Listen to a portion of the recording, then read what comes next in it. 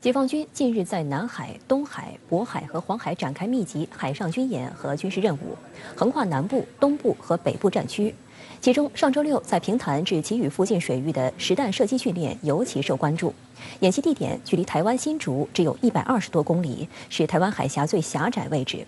对美众议长佩洛西妄图窜台的警告意味浓厚。晚间最新消息显示，解放军空军苏35战机正穿越台湾海峡。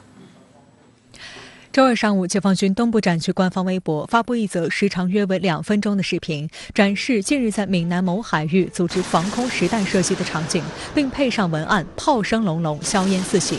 此次防空实弹射击全面检验复杂条件下整体作战能力，我们严阵以待，听令而战。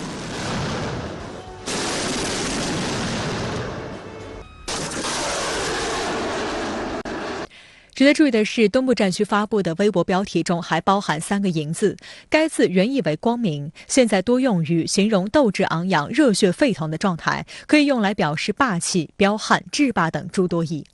新加坡联合早报分析指出，针对美众议院议长佩洛西有可能窜台的危险举动，解放军已多次发出警告。近日在南海、东海、渤海和黄海展开密集海上军演和军事任务，横跨南部、东部和北部战区。另据中国海事局官网最新消息，周二起，解放军将在渤海北部和南海特定海域分别展开至少7场实弹射击和军事训练。解放军空中力量也同步出动。台防务部门周一发布消息称，解放军4架次歼16战机当天进入所谓台湾西南空域。另据央视周日发布的消息，东部战区海军航空兵组织了下半夜对抗空战训练。周一傍晚，东部战区还重磅发布题为“严阵以待，听令而战”的视频，片尾打出16个字：埋葬一切来犯之敌，向着连战胜战前进。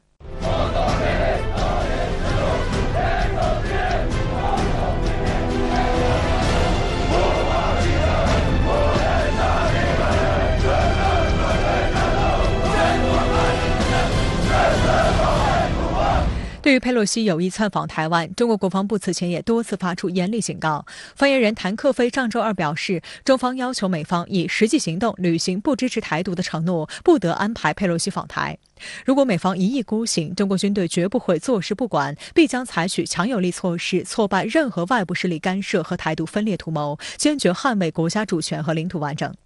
2天后，另一位发言人吴谦在国防部例行记者会上严正指出，对于台独分裂行径和外部势力干涉，解放军绝不姑息，坚决反制。统一祖国，制止分裂，是中国人民解放军的神圣使命。我们将一如既往，对台独零容忍，打台独不手软，坚决捍卫国家主权和领土完整。但美方却一意孤行。佩洛西办公室明面上公布的官方行程虽然不包括台湾，但从周一晚间起，台湾媒体就开始盛传，佩洛西将在周二结束马来西亚访问行程后搭机窜台，并做短暂停留。台媒还声称，台方相关官员已证实收到了接待佩洛西来访的通知。在岛内媒体热炒佩洛西窜台消息，台海紧张局势一触即发之际，澳大利亚前总理陆克文周二在推特上发文称，佩洛西此访不明智，无助于台湾安全利益。若中国大陆将此访升级为与美国之间的危机，也不符合中国大陆的利益。陆克文当天接受美国有线电视新闻网采访时，也对佩洛西的举动喊停。Has it been wise for Speaker Pelosi to go? On balance, my judgment is no. In fact, it to some extent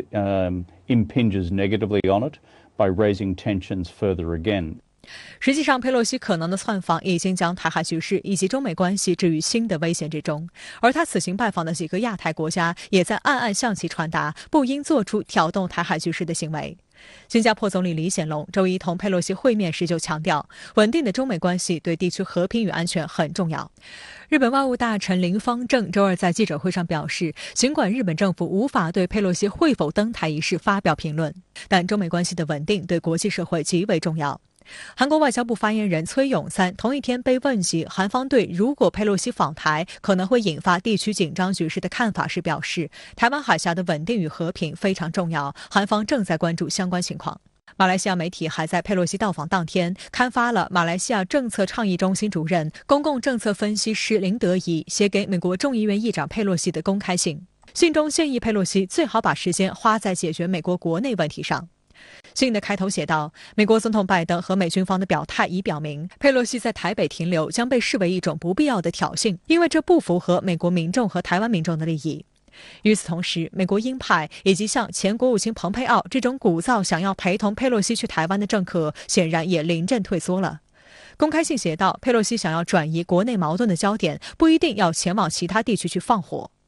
曾3获普利策奖的《纽约时报》专栏作家托马斯·弗里德曼周二在《纽约时报》刊文抨击，如佩洛西不顾拜登的意愿，执意在本周访台，那将是无比鲁莽、危险且不负责任的举动。弗里德曼预警，强行登台将招致许多恶果，其中包括中国大陆的军事回应，这可能导致美国同时陷入与拥有核武器的俄罗斯和中国的间接冲突。此外，弗里德曼还认为，一个民主党总统无法阻止一个民主党众议长采取其整个国家安全团队从中央情报局局长到参谋长联席会主席认为不明智的外交策略，这是我们政治功能失调的体现。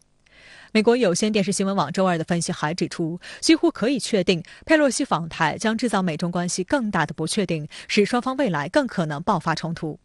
另据美媒报道，由美国华裔及反战人士等100人组成的抗议群体周一聚集在旧金山联邦政府大楼外，痛斥佩洛西欲窜台的计划。抗议者手持一个中国标语，高喊要和平。值得注意的是，一直以来佩洛西都是代表旧金山選區出任國會眾議員。可能為佢自己嘅政治生涯有作用啦，但係對我哋啲小市民嚟講，係剝奪我哋嘅安全，剝奪我哋應該得到嘅和平。All of these politicians in these positions are warmongers because they profit off of it. But we're out here saying that the people do not want war with China. 不论是来自中国大陆的频繁警告，还是国际舆论反对的声音，台湾民进党当局实际上是心知肚明。据台湾《中国时报》周二援引知情人士说法披露，民进党当局很清楚佩洛西此行若窜访台湾将引发的台海危机不亚于1996年台海导弹危机处境，因此上月18号有媒体曝光佩洛西计划窜台的消息后，民进党当局曾暗地撤回对佩洛西的邀访。民进党当局这次出其意外的低调，主要应该是看不出有很明确的国际支持，但是若是有什么可怕的后果，还是台湾的百姓要承担，这是台湾的百姓要看清楚的。不过佩洛西却在上月20号主动致电台当局在美联络人萧美琴责难，他早已规划8月率团访台，必须了解台当局为何想要撤回邀请。据报道，佩洛西还对萧美琴称，今年1月与4月他曾2度研究讨论访台事宜，直到这次才确定出访。佩洛西在电话中似乎也点明了他执意窜台的原因。他称，今年正逢中期选举，国会有很多立法工作待推动，我在百忙中仍愿抽空访台。此次若未能成行，绝无其他更适当之时机。下次访台的众议院议长将会是他人，盼台湾了解。分析指，佩洛西清楚此行可能将台海形势推向兵凶战危情境，但即使美方行政部门劝阻，他仍坚持追求个人所谓历史定位。尽管佩洛西在中期选举中寻求连任众议员，但从当前民主党的选情来看，佩洛西将大概率不再担任众议院议长一职，政治的高光时刻也随之过去，这也是外界将他此行定位毕业之旅的原因。